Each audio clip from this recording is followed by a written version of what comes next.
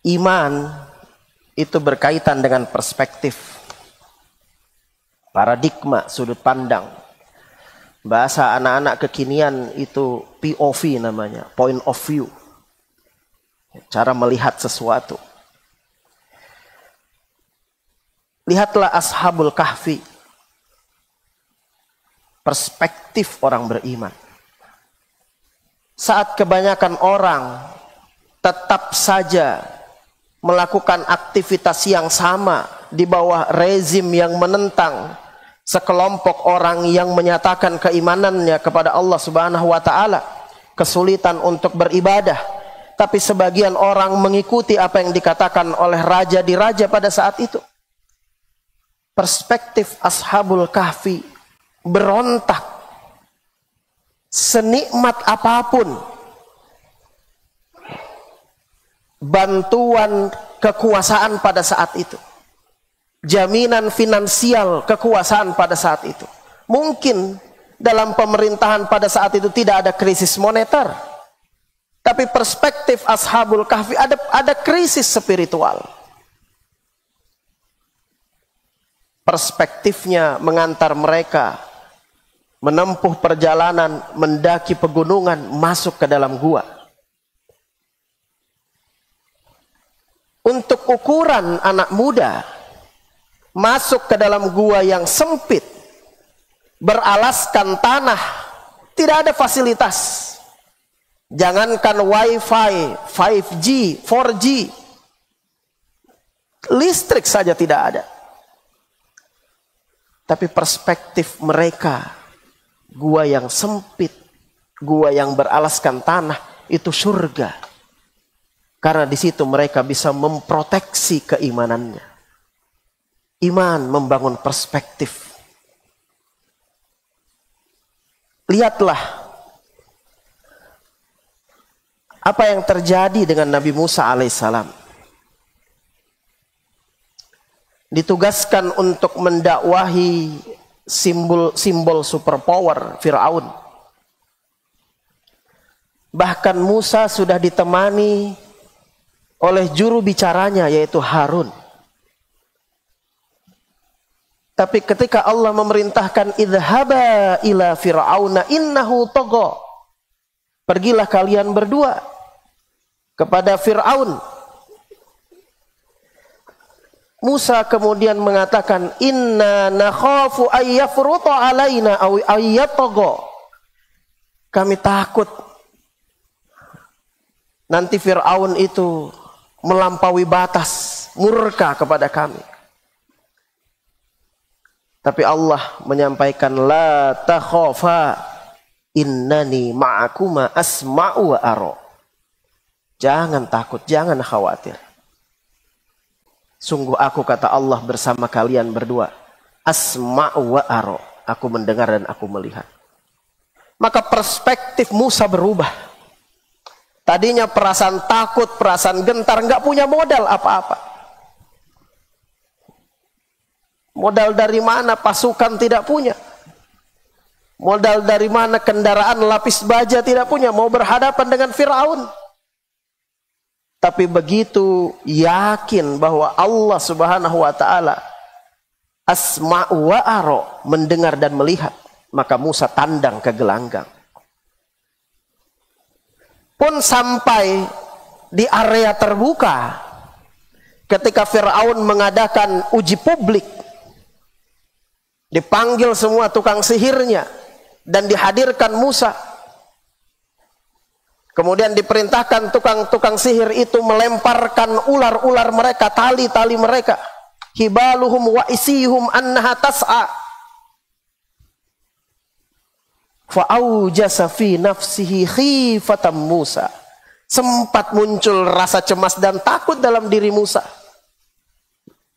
Menunjukkan fitrah seorang manusia dalam kondisi dia sendirian, dikepung dengan begitu banyak kekuatan.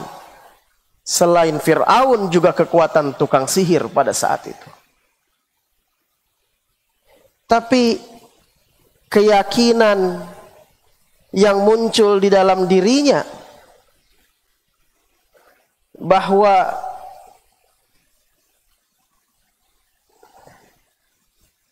Allah Subhanahu wa taala memberi kekuatan kepada Musa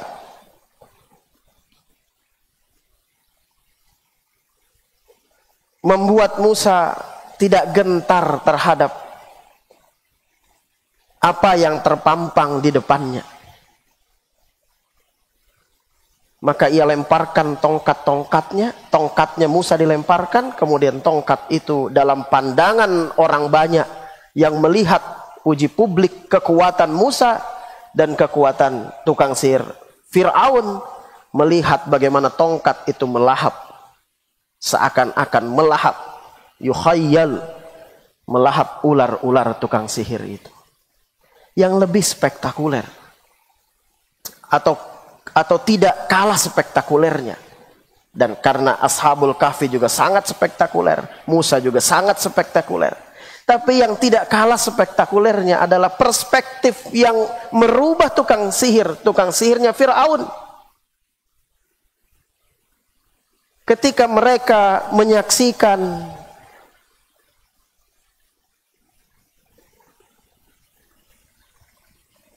ular-ular yang mereka lemparkan itu dimakan habis oleh tongkatnya Nabi Musa,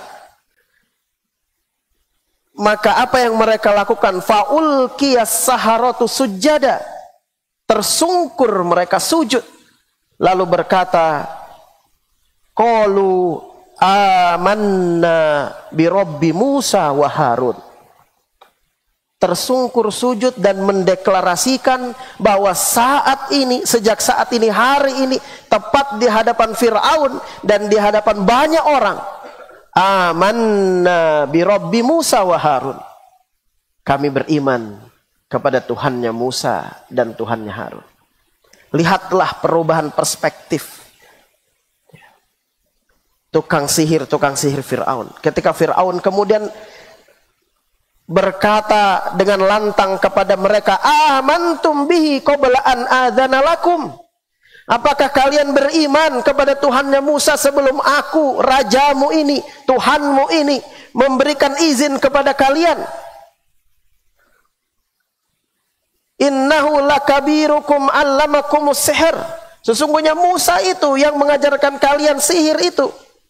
Fala uqatti anna aydiyakum wa arjulakum min khilaf, aku nanti akan potong tangan dan kaki kalian secara bersilangan. Kaki kiri yang dipotong, tangan kanan yang dipotong. Wala usallibannakum, dan aku akan menyalib kalian. Lihatlah perspektif orang beriman, iman dan perspektif. Lihatlah perspektif, dan sangat spektakuler. Tukang sihir Fir'aun ini tadinya sangat tunduk kepada Fir'aun, diperintahkan apapun akan dilakukan. Tapi dalam hitungan detik, ketika mereka beriman kepada Allah Subhanahu wa taala, berubah sudut pandangnya, paradigmanya berubah, point of view-nya berubah. Apa yang mereka katakan? Faqdi ma anta qadi, tunaikan apa yang kau inginkan ya Fir'aun. Kau mau salib kami, silahkan. Kau mau potong tangan kanan kami, kaki kiri, silahkan. Faqdi ma anta qadi, tunaikan apa yang kau ingin tunaikan. Innama taqdi hadhil hayatad dunya. Ini sangat spektakuler, perubahan perspektif, paradigma, bagaimana iman mengantarkan orang merubah sudut pandangnya. Yang kau lakukan ini cuman kehidupan dunia saja, nggak ada artinya apa-apa buat kami. Kami beriman kepada Tuhan, Tuhannya Musa, Tuhannya Harun, dan Tuhan kamu juga. Jamaah sekalian yang dirahmati oleh Allah Subhanahu wa taala, ini mengapa rahasia Quran turun wahyu pertama adalah Al-Alaq. 5 ayat pertama dalam surah Al-Alaq. Karena ia membangun konstruksi berpikir seorang hamba. Bahwa cara berpikir kita, sudut pandang kita, paradigma kita, perspektif kita, Iqra bismi rabbikal ladzi khalaq. Cara melihat kehidupan ini, perspektif ini adalah atas dasar keimanan kepada Allah Subhanahu wa taala. Kalau bukan keimanan, maka kita akan kesulitan untuk melakukan aktivitas-aktivitas yang mendekatkan diri kepada Allah Subhanahu wa taala.